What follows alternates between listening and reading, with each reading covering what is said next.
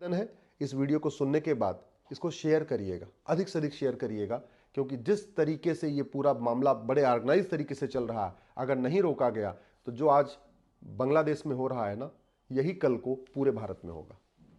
हिंदू विशेष रूप से अग्रवाल, माहेश्वरी, मारवाड़ी और जैन समाज बहुत सावधान हो जाएं, उनके साथ एक बहुत बड़ी साजिश चल रही है। गाजियाबाद में एक घटना घटी है जिसमें एक ही घटना में लव जिहाद भी है, ड्रग जिहाद भी है, लैंड जिहाद भी है, धर्मांतरण जिहाद भी है और जनसंख्या जिहाद भी है।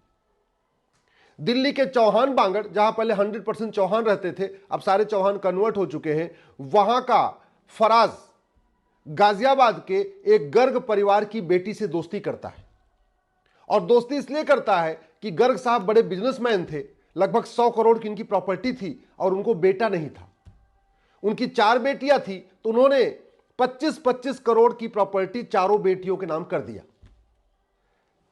चौहान बांगड़ के फराज को यह बात पता चल गई थी कि यह लड़की बहुत पैसे वाली है, इसके नाम 20 से 25 करोड़ की प्रॉपर्टी है, इसलिए उसने प्यार किया, लव किया। लव जिहाद में फंसाने के बाद उसको वो बियर बार पे ले जाने लगा, हुक्का बार पे ले जाने लगा, रेव पार्टीज में लेके जाने लगा और उसको ड्रग एडिक्ट बना दिया। जब वो ड्रग एडिक्ट बन गई, तब उसने, जब ड्रग जिहाद के बाद उसने लैंड जिहाद शुरू किया। उसने बेटी से जो प्रॉपर्टी थी उसकी मांग करना शुरू किया। बीच बीच में कहता था उसकी हालत, पैसे की स्थिति ठीक नहीं है, उसके ऊपर कर्ज है, तो बीच बीच में लाख 2 लाख रुपए उससे लेता भी रहता था। पहले लव जिहाद किया, फिर ड्रग जिहाद किया, फिर लैंड जिहाद शुरू किया, पैसा लेना शुरू किया। उसके बाद उसका धर्मांतरण करा दिया। जब बेटी ने शादी की शर्त रखी, गर्ग साहब की बेटी ने, तब उसने कहा कि पहले तुम धर्मांतरण करो। उसको धर्मांतरण की ट्रेनिंग दिलाई, कुरान हदीस दिलवाई, नमाज पढ़ना सिखाया और शादी का, चूंकि उसके पास उसके पहले वो संबंध बना चुका था, वीडियो बना चुका था, फिल्में वो शूट कर चुका था, फिर वो ब्लैकमेल करने लगा कि शादी तब करेंगे जब तुम धर्मांतरण कर लोगी। उसने धर्मांतरण कर लिया। गर्ग साहब की बेटी, गर्ग साहब के घर में, जिनके घर में कभी लहसुन प्याज नहीं खाया जाता था, वहां उसने नमाज पढ़ना शुरू कर दिया। गर्ग साहब ने एक दिन देख लिया, उनको स्ट्रोक आ गया हॉस्पिटल में। पहले से वो कैंसर से पीड़ित थे, उनको ब्रेन स्ट्रोक आ गया, वो फिर से आईसीयू में चले गए। जब आईसीयू में चले गए, फिर ये फराज आता है और उनको कहता है कि आप बहुत चंद दिनों के मेहमान हैं, एक काम करिए, शादी कर दीजिए। शादी की डेट फिक्स हो जाती है 5 दिसंबर, लेकिन वो शादी करने के लिए तैयार नहीं होता। वो कहता है पहले प्रॉपर्टी हमारे नाम करो, फिर शादी करेंगे। फिर बेटी को शक हुआ, उसने बोला नहीं, पहले शादी करो फिर प्रॉपर्टी नाम करेंगे। और फिर उसने बोला जब प्रॉपर्टी हमारे नाम है, जब हम शादी कर रहे हैं तो हमारे नाम हो तुम्हारे नाम हो, क्या फर्क पड़ता है। लेकिन नहीं, बोला पहले प्रॉपर्टी नाम करो। और अंत में उसने बेटी को आत्महत्या करने के लिए मजबूर कर दिया और गर्ग साहब की बेटी ने आत्महत्या कर लिया। यह हुआ जनसंख्या जिहाद। अपनी जनसंख्या बढ़ाओ और हिंदुओं की जनसंख्या घटाओ, तभी तो रेशियो चेंज होगा। आप जरा सोचिए, इतनी बड़ी घटना हो गई, लेकिन विधायिका में तू मैं तो हो रहा है, आरोप प्रत्यारोप हो रहा है, नूरा कुश्ती हो रही है, बतौलेबाजी हो रही है, लेकिन लव जिहाद, ड्रग जिहाद, धर्मांतरण जिहाद, घुसपैठ जिहाद, जनसंख्या जिहाद पे चर्चा नहीं हो रही है। कार्यपालिका भी, जो घटिया कानून हैं भी, उनको भी ठीक से उपयोग नहीं कर रही है।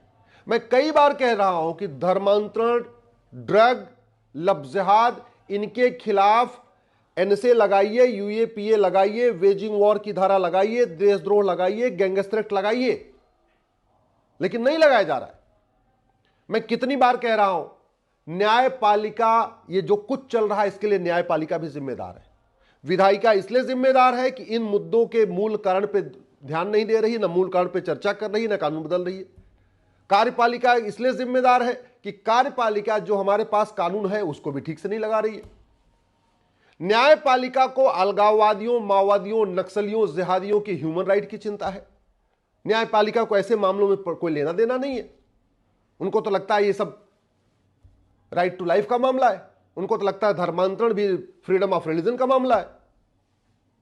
और इसके लिए खबर पालिका भी जिम्मेदार है, जो सुबह से लेकर शाम तक ब्रेकिंग न्यूज तो ढूंढ रही है, सुबह से लेकर शाम तक टीआरपी के लिए लगी हुई है, लेकिन यह नहीं देख रही है कि भारत के 9 राज्यों में हिंदू क्यों खत्म हो गए, भारत के 800 जिलों में से 200 जिलों में हिंदू क्यों खत्म हो गए, भारत के 6000 तहसीलों में से 1500 तहसीलों में हिंदू क्यों खत्म हो गए, भारत के बॉर्डर पे जो 300 तहसीलें हैं वहां की डेमोग्राफी क्यों बदल गई। इसकी चिंता न विधायिका को है, न विधायिका को है, न कार्यपालिका को है, न न्यायपालिका को है, न खबर पालिका को है। भारत की डेमोग्राफी लफ्ज जिहाद, लैंड जिहाद, धर्मांतरण जिहाद, घुसपैठ जिहाद, जनसंख्या जिहाद के कारण बदल रही है, लेकिन नेता, अभिनेता, लेखक, बुद्धिजीवी, पत्रकार, कलमकार इस तरीके से दल गुलाम हो चुके हैं कि इस पे खुल के बोल नहीं रहे। यूट्यूबर भी केवल और केवल अपनी आइडियोलॉजी के हिसाब से, अपनी पॉलिटिकल पार्टी की आइडियोलॉजी के हिसाब से चल रहे हैं, लेकिन सच्चाई को नहीं दिखा रहे। जानते हैं, फराज तो एमबीए था, इसका भाई कासिफ वकील है दिल्ली हाई कोर्ट का, उसने भी पूरी मदद किया इस पूरे जिहाद में। उसकी मां ने भी पूरी मदद किया इस पूरे जिहाद में, उसकी बहन ने भी पूरी मदद किया इस पूरे जिहाद में, 2 उसके और दोस्तों ने पूरी मदद किया इस पूरे जिहाद में। कितना बड़ा खतरा है, हमारे सामने अस्तित्व का खतरा है, इसके बावजूद न इसकी मूल कारण पे बात हो रही है, न अस्थायी समाधान पे हो रही है।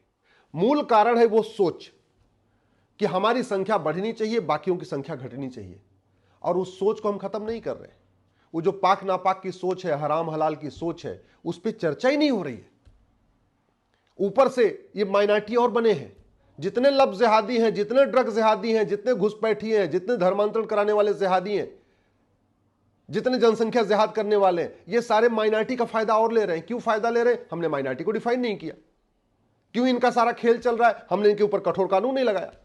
क्यों ये लफ्ज जिहाद, ड्रग जिहाद, घुसपैठ जिहाद, धर्मांतरण जिहाद चल रहा है? क्योंकि इनके ऊपर कानून का खौफ इसलिए नहीं है कि एक तो कानून घटिया है, और जो है भी एनएसए है, यूएपीए है, वेजिंग वॉर है, देशद्रोह गैंगस्टर एक्ट, उसको भी हम लगा नहीं रहे।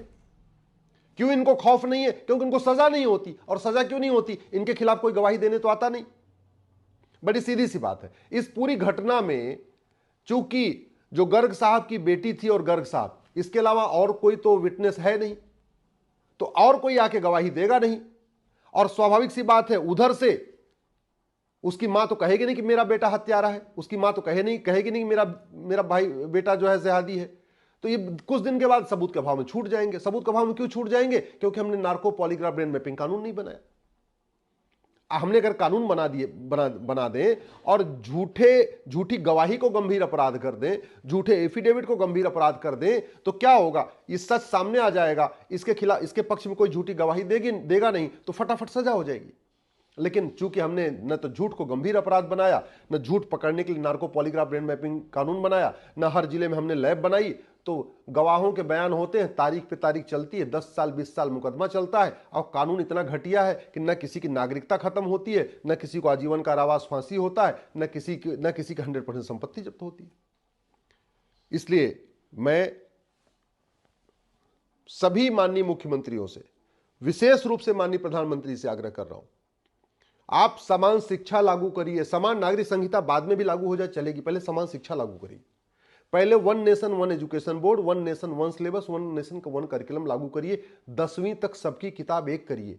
ये नफरत फैलाने वाले मदरसे जब तक चलेंगे, भारत में शांति नहीं आ सकती। दुनिया में जहां पे भी मदरसा है, वहां पे भी दूसरे पंथ के मानने वालों की आजादी खत्म हो चुकी है।